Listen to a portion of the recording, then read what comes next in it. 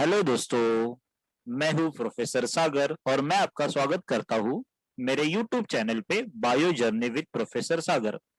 अगर आपने अब तक चैनल को सब्सक्राइब नहीं किया है तो पहले जाके सब्सक्राइब करो और बेल आइकन पे क्लिक करो। So, welcome to another lecture of circulation. So, today we are going to talk about first pumping action. Okay. So, pumping action क्या होता है हार्ट का वो उसके बारे में हम लोग डिस्कस करेंगे. So, heart is a main organ that is responsible for pumping of the blood. बराबर कि नहीं? So, it is referred as pumping organ. क्या बोलते हैं उसको? Pumping organ because वो क्या करता है? Oxygenated blood pump करेगा to the different parts of the body and deoxygenated blood pump करेगा towards the lungs for oxygenation. बराबर कि नहीं? So, pumping action of the heart is brought about by rhythmic contraction and relaxation. मतलब heart का क्या होगा? Contraction होगा और relaxation होगा. बराबर कि नहीं? Contraction is called as systole. Relaxation को बोलते हैं डायस्टोल. तो ये दो वर्ड आपको याद रखना है. कॉन्ट्रैक्शन का मीनिंग क्या है? सिस्टोल है. बराबर कि नहीं? तो contraction of the heart muscle उसको क्या बोलने का? सिस्टोल. जब भी हार्ट रिलैक्स करेगा तो ये रिलैक्स को क्या बोलने का? That is diastole. बराबर कि नहीं? तो एक सिस्टोल और एक डायस्टोल मतलब क्या है? One heartbeat. ओके. एक सिस्टोल एंड एक डायस्टोल उसको क्या बोलने का? One heartbeat. So your one heartbeat is made up of one systole followed by one diastole. मतलब पहला होगा कॉन्ट्रैक्शन ऑफ द हार्ट फिर से रिलैक्सेशन. तो जब भी आपका हार्ट एक बार कॉन्ट्रैक्ट करेगा और एक बार रिलैक्स करेगा तो उसको क्या बोलेंगे? It is called as heartbeat. मतलब आपका एक हार्ट बीट किससे बना है? एक कॉन्ट्रैक्शन और एक रिलैक्सेशन. बराबर कि नहीं? तो ऐसे आपका हार्ट बीट कितना होता है एक मिनट में? There are 70 beats per minute.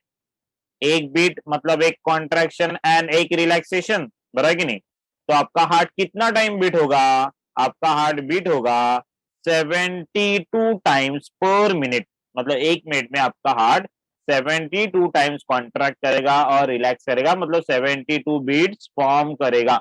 Okay. उसको बोलते हैं हार्ट रेट. क्या बोलने का उसको? Heart rate. बराबर. Now there is a concept called as cardiac output. Okay. concept called as cardiac output. So what is cardiac output? It is the amount of the blood. Cardiac output मतलब क्या है? Amount of the blood pumped by the heart per minute. मतलब आपका heart एक minute में कितना blood pump करेगा उसको बोलते हैं कार्डियक आउटपुट. बराबर कि नहीं? क्या बोलने का उसको? Cardiac output. It is amount of the blood pump by the heart per minute. तो it is called as cardiac output. Heart rate तो आपको पता है कितना आपका heart rate? 72 beats per minute. मतलब आपका हार्ट रेट है या फिर आपका हार्ट बीट है कितना होता है? 72 बीट्स. कितने मिनट में? एक मिनट में. उसको बोलेंगे हार्ट रेट. तो स्ट्रोक वॉल्यूम क्या है? Stroke volume is the amount of the blood. Okay. It is amount of the blood which is pump by the ventricle पर बीट. मतलब एक बीट में आपका वेंट्रिकल कितना अमाउंट ऑफ ब्लड पंप करेगा उसको बोलते हैं stroke volume. So don't get confuse. Stroke volume क्या है? Amount of the blood pump bye pump by the ventricle पर बीट. मतलब एक बीट में. ओके. एक बीट में कितना ब्लड पंप हो रहा है? तो 70 ml. तो 70 ml पर बीट. अगर एक बीट में 70 ml पंप हो रहा है बाय द वेंट्रिकल तो 72 बीट्स में कितना होगा? तो 72 into 70 that become 5040 ml per minute. तो 5040 ml मतलब that is equal to 5 litre of the blood passing through your heart per minute. Okay. मतलब पूरे आपके हार्ट में से 5 लीटर ब्लड क्या होता है? पंप होता है विद इन अ मिनट. मतलब मैं ऐसे भी बोल सकता हूँ कि पूरा आपका ब्लड हार्ट में से पास होगा within a minute. Okay. And this is known as pumping action of your heart and this is a concept called as cardiac output. आपको फॉर्मूला याद रखना है. Cardiac output is equal to heart rate into stroke volume. अगर आपका heart rate बढ़ गया, for example अगर मैं एक्सरसाइज कर रहा हूँ, बराबर कि नहीं, या फिर फियर है, तो कार्डियक आउटपुट भी बढ़ेगा, because cardiac output is directly depend upon the heart rate and the stroke volume. अगर हार्ट रेट बढ़ा तो कार्डियक वॉल्यूम बढ़ेगा, अगर हार्ट रेट डिक्रीज हुआ तो कार्डियक वॉल्यूम भी डिक्रीज हुआ। ओके, अगर स्ट्रोक वॉल्यूम बढ़ा तो कार्डियक आउटपुट भी डिक्रीज होगा, अगर ये डिक्रीज हुआ तो ये भी डिक्रीज होगा, बराबर कि नहीं। तो cardiac output is directly proportional with the heart rate and the stroke volume. तो ये सब आपको याद रखना है। ये क्या हुआ, pumping action of the heart. So next part जो हम लोग डिस्कस करेंगे that is called as conducting system of the heart. Okay, अगर हम लोगों ने देखा conducting system of the heart, human heart is said to be myogenic. Myo is muscle, genic is generating, that means heart is capable of generating a cardiac contraction. मतलब heart का contraction heart खुद करेगा। कैसे करेगा, with the help of specialized tissue, बराबर कि नहीं। तो हार्ट को क्या बोलने का, myogenic. Always remember, most of the mammals they have myogenic heart. तो ह्यूमन हार्ट भी कैसा है, मायोजेनिक है, बराबर कि नहीं। मतलब हार्ट क्या करेगा, खुद का कॉन्ट्रैक्शन खुद करेगा, वो नर्वस सिस्टम के ऊपर डिपेंड नहीं है, बराबर कि नहीं। तो उसको क्या बोलने का, myogenic. So myogenic, that means the heart is capable of generating the cardiac contraction। मतलब खुद का कॉन्ट्रैक्शन हार्ट क्या करेगा, खुद करेगा, बराबर कि नहीं। तो बोलते हैं auto rhythmicity. Auto is self, rhythmicity मतलब it is going to set in a rhythm. मतलब heart they have the specialised muscles, बराबर कि नहीं। ये मसल्स को बोलते हैं नोडल टिश्यू, बराबर कि नहीं। और ये nodal tissue they are going to show the auto rhythmicity. Auto मतलब सेल्फ, खुद का रिदम खुद सेट करेंगे, बराबर कि नहीं। मतलब खुद का कॉन्ट्रैक्शन एंड रिलैक्सेशन का जो टाइम भी है वो भी क्या करेंगे, खुद सेट करेंगे। तो they can generate their own rhythm by specialize muscle. तो ये जो स्पेशलाइज मसल्स है उसको बोलते हैं नोडल टिश्यू। क्या बोलते हैं उसको, नोडल टिश्यू। तो देखो पहला नोडल टिश्यू आपको दिख रहा है यहाँ पे, उसको बोलते हैं साइनोएट्रियल नोड। क्या बनेगा उसको, साइनोएट्रियल नोड और एस ए नोड। दिख रहा है, it is located at the base of the superior vena केवा। ये है सुपीरियर वेना केवा, उसके बेस में कौन सा टिश्यू है, first nodal tissue called as S A node. मतलब first wave of contraction is generated by S A node, बराबर कि नहीं। जो पहला वेव है कॉन्ट्रैक्शन का वो कौन जनरेट करेगा, कौन फॉर्म करेगा, ऐसे नोड। तो ऐसे नोड को बोलते हैं नोडल टिश्यू, और it is also called as pacemaker because it is going to set up the pace. मतलब ये क्या करेगा, पेस सेटअप करेगा, बराबर कि नहीं। So the part of the nodal tissue which is present at the right corner, okay, of the right atrium, just at the base of the superior vena. Location किधर है, at the base of the superior vena cava, बराबर कि नहीं। तो उसको बोलते हैं that is SA node और साइनो एट्रियल नोड, और it is also known as pacemaker, बराबर कि नहीं। पेस मेकर क्यों बोलने का, बिकॉज वो खुद का पेस खुद सेटअप करेगा। If suppose if this sinoatrial node is not working, अगर उसमें कुछ डिफेक्ट है, if there is something problem, तो doctor can replace artificial pacemaker. मतलब ये ऐसे नोड अगर काम नहीं कर रहा है तो उसके जगह पे डॉक्टर क्या इंसर्ट करेंगे, आर्टिफिशियल पेसमेकर इंसर्ट करेंगे, जो वेव ऑफ कॉन्ट्रैक्शन जनरेट करेगा आफ्टर सर्टन इंटरवल।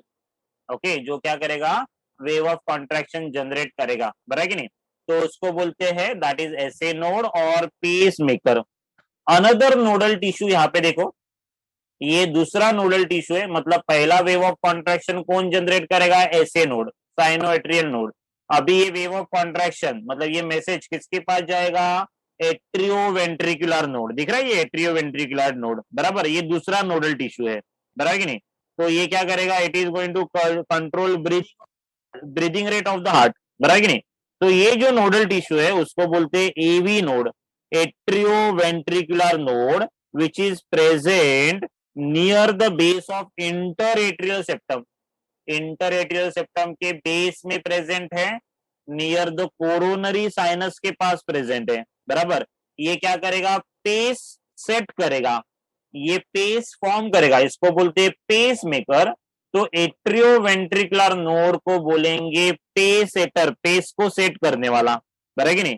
तो it is called as pace shutter of the heart. मतलब देखो, पहला वेव ऑफ कॉन्ट्रैक्शन किसने जनरेट करे किया, साइनोएट्रियल नोड। अभी वेव ऑफ कॉन्ट्रैक्शन किसके पास आया, एट्रियोवेंट्रिकुलर नोड, बराबर कि नहीं। मतलब पहला जब भी ऐसे नोड वेव ऑफ कॉन्ट्रैक्शन करेगा तो दोनों भी एट्रिया क्या करेगा, कॉन्ट्रैक्ट होगा। अभी वेव ऑफ कॉन्ट्रैक्शन किधर आ रहा है, एवी नोड, एवी नोड से किधर आएगा ना, can you see there are fibres in the interventricular septum. Okay, ये फाइबर को बोलते हैं बंडल ऑफ हीज और bundle of Tawara, TAWARA। Okay, और बंडल ऑफ हीज, बराबर कि नहीं। तो दीज आर द ब्रांचेस, ये ब्रांचेस किधर से स्टार्ट हो रहा है, फ्रॉम एवी नोड, दिख रहा है कि नहीं। So they are going to start from the AV node. There are two branches. Okay, this is the right and this is the left branch. बराबर कि नहीं। So one for each ventricle, मतलब हर एक ब्रांच एक ventricle के लिए है, बराबर कि नहीं। और ये ब्रांच आगे जाके देखो किधर आ रहे हैं, they are going to enter into the myocardium of the ventricle. पहला ये बंडल ऑफ हीज दिख रहा है या फिर बंडल ऑफ तवारा, दो ब्रांचेस है, बराबर किधर प्रेजेंट है, इन द इंटरवेंट्रिकुलर सेप्टम। आगे जाके ये किधर एंट्री मारेंगे, in the myocardium of the ventricle. It has got further fine branches, बराबर कि नहीं। तो these fine branches are called as Purkinje's fibre. क्या बोलेगा उसको, पर्किंजेस फाइबर।